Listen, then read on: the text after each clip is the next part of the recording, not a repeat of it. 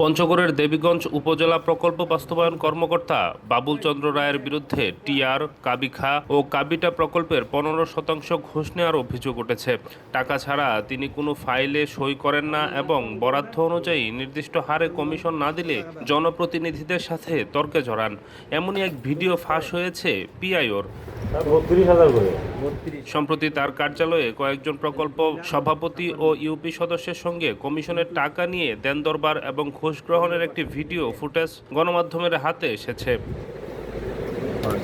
ভিডিওটিতে দেখা যায় পিআইও বাবুল চন্দ্র রায় উপস্থিত মেম্বারদের সঙ্গে ঘুষের টাকা নিয়ে দর কষাকষি করছেন। এক পর্যায়ে তাকে টেবিলের উপর ক্যালকুলেটর চেপে হিসেব কষে গুনে গুনে ঘুষের টাকা গ্রহণ করতে দেখা যায়।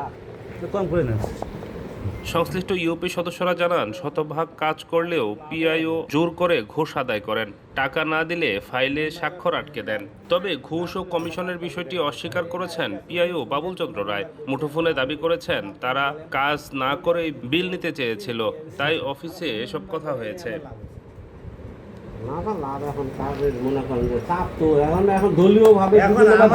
জনগণই ধরে স্যার কাজ একটু ভালো। আমার কথা আমি বলছি, আমার আপনাদের কথা থাকলে বলেন।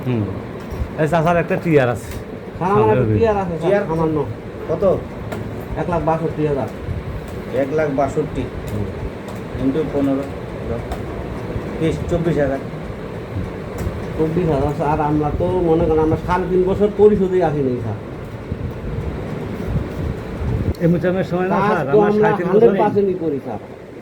আপনাদেরকে পরিষদে আসতে দেয় নাই, এরপর থেকে আপনারাও এখন আসতে দেয়।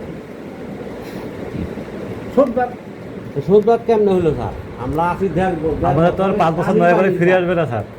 37 বছর তো আমাদের গেছে, 1.5 বছর। হ্যাঁ, কি কষ্ট করে যে ছিলাম। আমার টিআরটা স্যার, একটা টিআর আছে। টিআর কত? 1,20,000। 1,20,000।